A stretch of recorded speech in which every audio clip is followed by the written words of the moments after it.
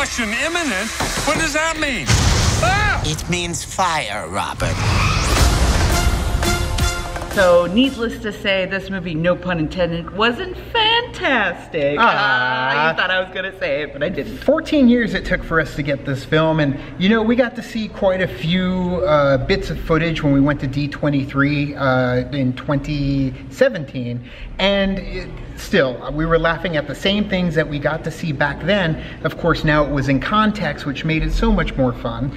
Yeah, there was a lot of things, addition to this movie that brought it to life, and I was really, really excited to see the family be like the superheroes. And like with the trailers and everything, it just didn't seem that they were gonna have a lot of time where all the family was gonna be together.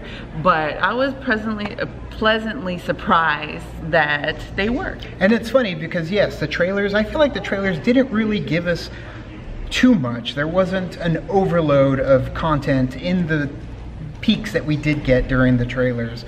So when it came down to the actual movie, granted there are things that I felt that were very predictable, but at the same time they were predictable, but I had a lot of fun with them, and then they kind of threw a curveball. So you saw it coming, but then it zagged when you thought it was gonna zig, and that was delightful. The music, of course, was also a high note for the film, as always. Yes, Michael Giacchino did such a fantastic job with this one as well. He did with the first one, but I'm so glad that they were able to bring him back for this one too. I do want to reiterate, like, everything that with new characters that they brought into this, it just didn't feel like they were forced there. Like, it felt fluent and it felt like organic, and that's what I really, really enjoyed about it. There was a lot of laughs.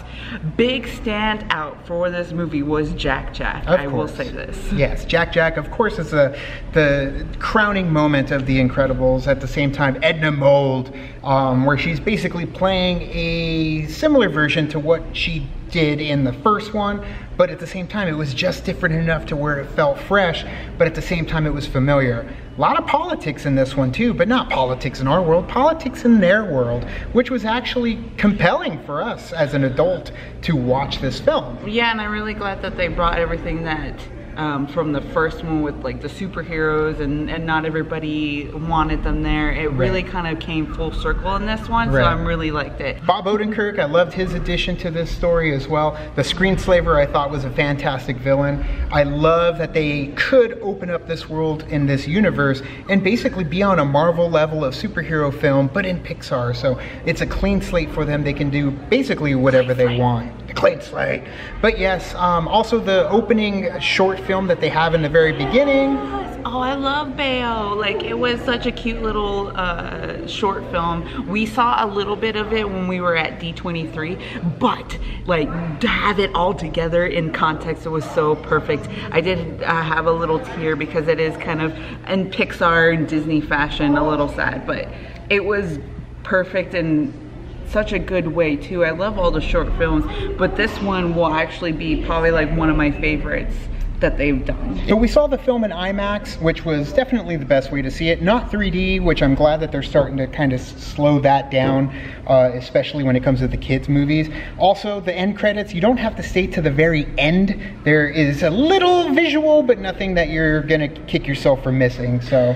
Yeah, but it was perfect to kind of stay for the end credits anyways, because you got to hear the full like mass of what Michael Giacchino did with the score. Yeah. So I would just stay, even like you love the music, to listen to the full score that they have during the credits. And I'm 98% sure that there was a Doctor Who reference in there, so keep your ears peeled for that. I heard it, it was plain as day, she missed it, so I'd have to watch it again and wait for it to see if it's there. But other than that, what would you give it?